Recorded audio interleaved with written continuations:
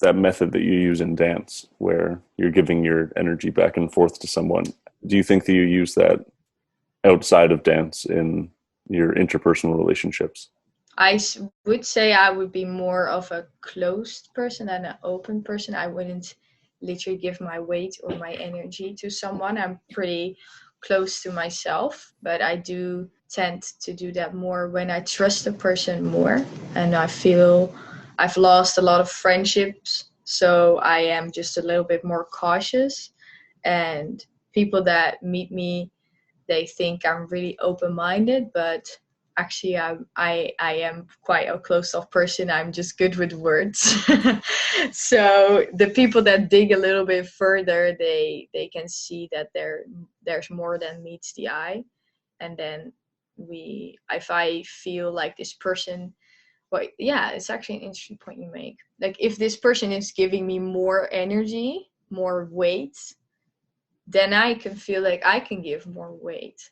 Mm-hmm. You make a really interesting point. Yeah, I have this with some friendships that I'm like, I want to give you my all, but you're not giving me my all, and I Mm-hmm. don't know why. So I choose to hold back.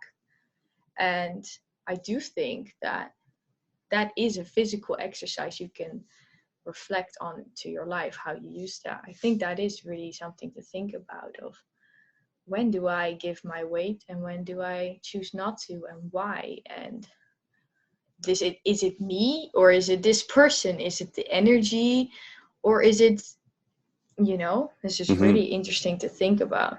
Are you more of a, would you say you're more of a open person or more close off to yourself? If someone will catch me, I'll fall on them. Okay. Like if someone opens up to me, I'll open up 100%.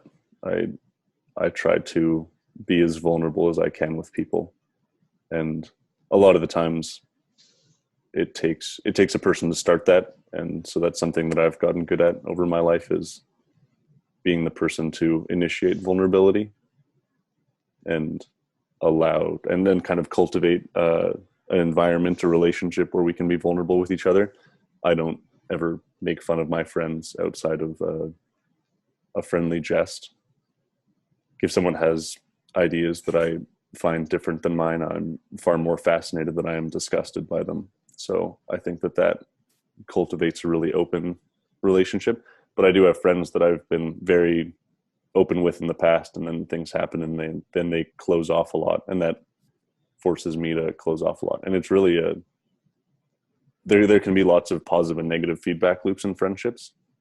So if someone gives you more weight, then you give them more weight, and you can go back and forth, and it's so much fun. I have a friend that I talk to quite often, and him and I have just a ton of fun because we give each other weight consistently, and it's ways that we can explore the outskirts of our own mind. I tell him things that I've been thinking lately that maybe I'm not able to say in public yet, whether that's because I don't have the skill to say it yet and I'm just trying to figure it out, or whether it's something that's maybe bothering me a little bit about the way that I think. And so he's someone that I can go to consistently, and I can always give him my weight, and then he gives it right back. And so we have this awesome relationship of being able to go back and forth with one another.